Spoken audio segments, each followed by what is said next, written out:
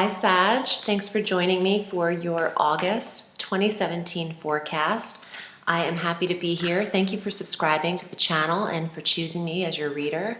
I am using the Connolly deck for the tarot portion by Peter and Eileen Connolly. It's a Celtic looking deck. I like it. I've been drawn to it this week. And I'm also trying something new. Well, not new to me, but new to the videos. These are my intuitive deck that I've had for several decades by Madame Lenormand, and I'm going to draw a card at the end of the video to show you the picture and to psychically intuit that card, and I'm incorporating them into my Vimeo forecasts. So if you're interested, if you've been watching me on Vimeo, the links are below for that. This is eclipse season, Sag, so it's also Mercury retrograde season. So get your seatbelts on. On the 7th of August, we have our full moon lunar eclipse, and this is at 15 degrees of Aquarius in the communication sector, the third house, the house of the siblings, transportation, local travel, and your neighborhood, marketing, low-level marketing, not global.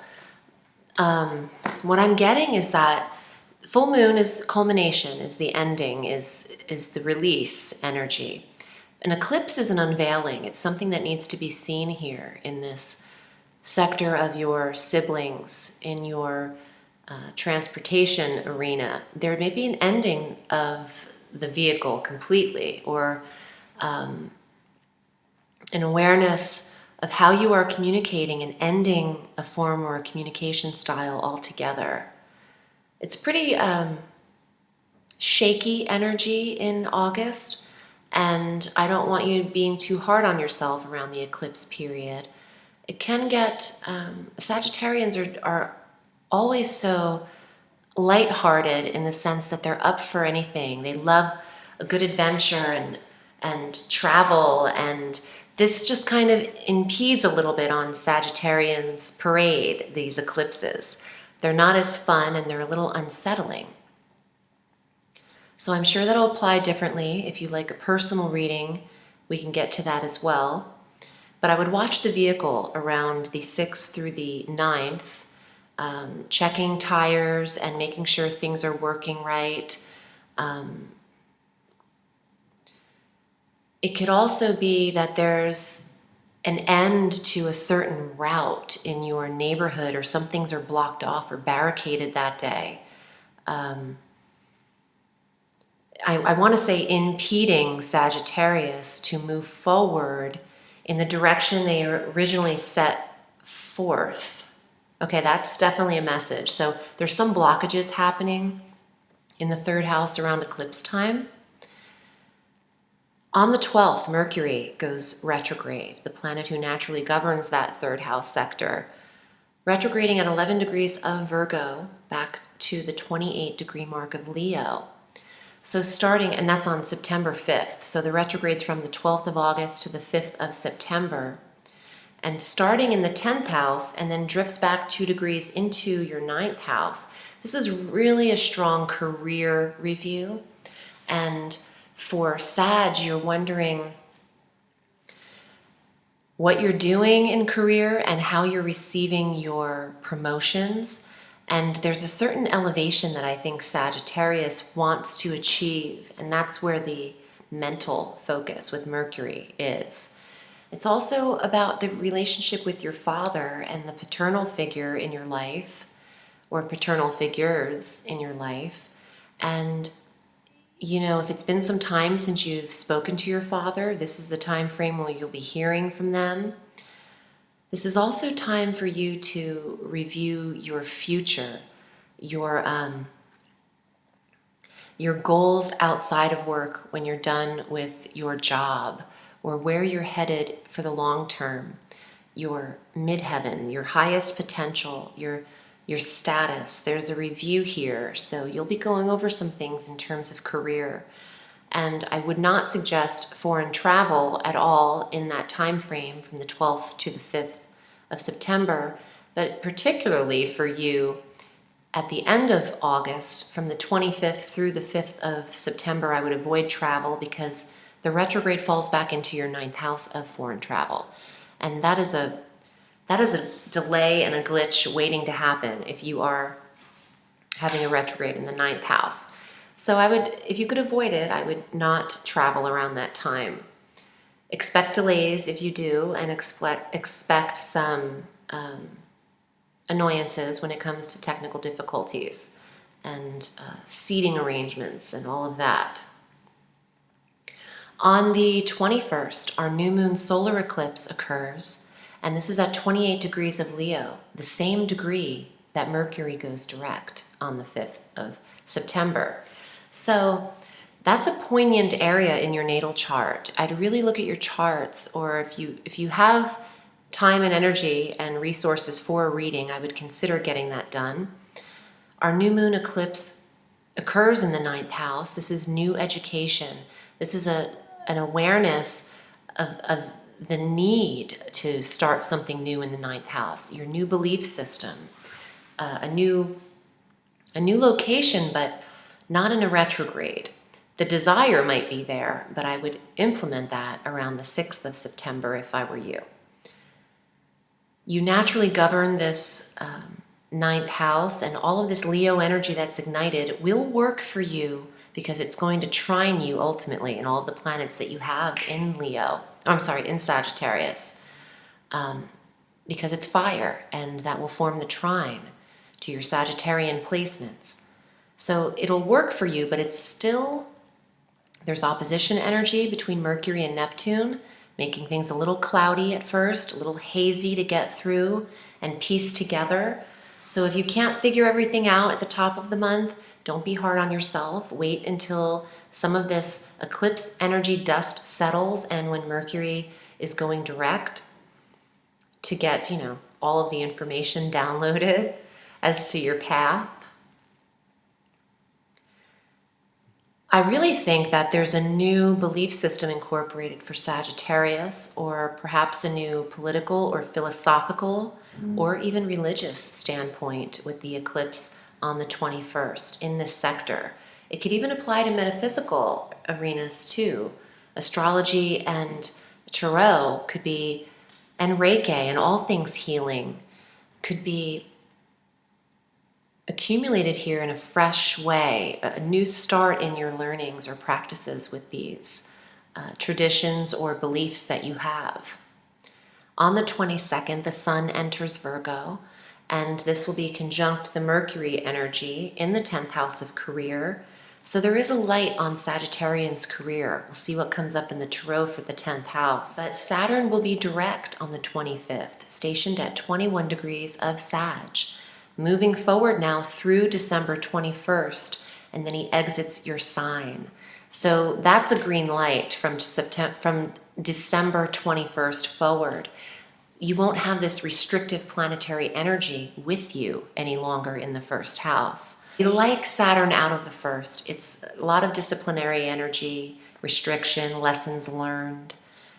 And since it's been over 2 years now, I think Sagittarius is a little over it and is looking forward to some reprieve come December in that area. And then he won't be back for 27 to 30 years in that sector. So you'll be good to go.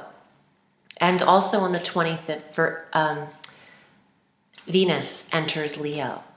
So on the same day Saturn goes direct, the attraction and love planet Venus, the planet of balance and harmony, enters Leo in that 9th house. That's when you could consider where you're going for foreign travel and then take steps to travel in September. Okay, Sag. You might also be attracted to foreign people and foreign cultures at this time, and foreigners. So if you're starting new relationships, it could be with someone who's not your typical type. The 9th house is what is foreign to you. So pay attention there as well. Justice. This is the card of Libra in the tarot, but this is also about balance. She's holding those scales, weighing things out, legal situations, attorneys. Let me see what else is here for you. And I forgot to mention, I was just excited to pull the cards, but if you'd like a reading with me, I read all through the week, and you can book with me at audreyalison.com. Queen of Cups, your highest form of intuition, or this is a water sign female in your life, Cancer, Scorpio, Pisces, or it's a very psychic female in your life. Now, Mercury retrograde, even though this is about the career for Sagittarius, oh, and the 9th house is the law. Oh, look at that. Yeah, so let me back up. Well, first, let me finish what I'm saying.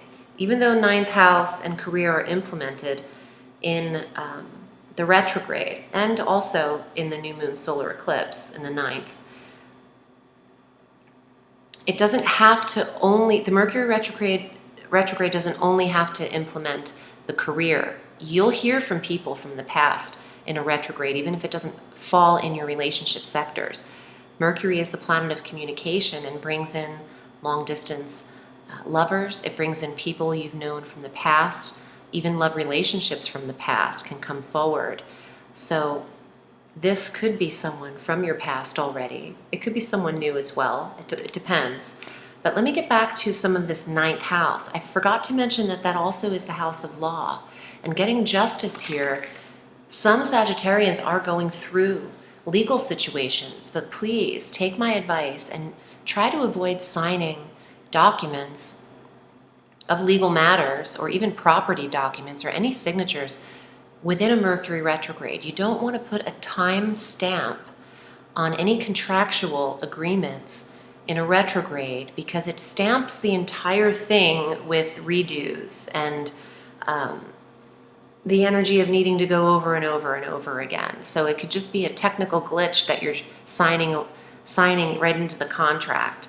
So if you can put off signatures until the 6th of September, I would do so. Let's see what else is here. The moon. Wow, beautiful card they have in the Connolly deck. And this is the eclipse energy. Even has lightning bolts coming off of it. Is that not eclipse energy or what? Some of you are emotional about this Queen of Cups. Some of you are looking to that past emotionally. Maybe you're wondering what happened to it. It's going to be an emotional month for everyone, not just for Sagittarians. And you're not normally considered the emotional person, but you'll find yourself becoming one and wondering what the hell's going on, because this is a nebulous eclipse energy because of the opposition that Neptune and Mercury and the Sun will be having. Mercury's conjunct the Sun. You have 2 more cards, and it's opposing Neptune, making things very dreamy, remembering the nostalgia from the past. This is the Knight of Pentacles, and he wants you to protect your health, wealth, and resources. And this could be a 10th house card, traditionally a 6th house card, but this is about receiving your money. And when you are wealthiest, when you are healthiest, you're wealthiest. And you end on the Sun. So, look at that. You got the Sun and the Moon. That's a full moon lunar eclipse. And these cards are amazing. None of my cards lie to me, but I love that I can rely on them, especially in seasons like this. And in reading earlier, I got the Tower next to the World, which is eclipse energy too.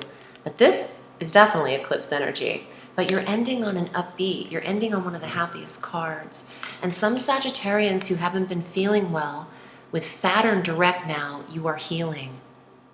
You are healing, and you learned your lessons in the first house of body and how to maintain body, self-care. I think that the Sun is such a beautiful card to end on. If you have legal contracts and documents that you need to sign, just tread water lightly and maybe be a little trepidatious in signing. If you can put it off until the 6th of September, great. But this is what I love. And it's summertime, the season of summer, warmth, the life force of the Sun graces your reading at the final stages. And I would like to pull one of my intuitive cards for Sagittarius. When the Sun ends in a reading, it's saying everything's going to be all right. And I'm getting emotional, but I'm hearing a song that was played at my stepfather's funeral, and it's Three Little Birds, and by Bob Marley, when they say, don't worry about a thing, every little thing's going to be all right. That's the message I just heard when I looked at the sun. Everything's going to be all right, Sag. So here's your intuitive card. Oh, I love it, the ship. Now, although it's not recommended to travel, you have heightened ninth house energy, which means you're going to feel the desire to see foreign cultures, to take that ship and sail. It's a travel card. Not the best time for travel, but you're going to plan something here. And some of you might not be able to get out of travel plans that were already made and you're just going for it, but it'll be an adventure. And if you could get on the water and get your feet in water, in salt water, and get your feet and your palms in salt water, it's such a healing agent. So maybe some of you are going to be traveling to nice waters, maybe even in a boat, sailing. Ships sail, people, so you gotta make your plans. I hope this was helpful, Sag. I'm wishing you a wonderful August, and remember, the sky is limitless, so reach for the stars.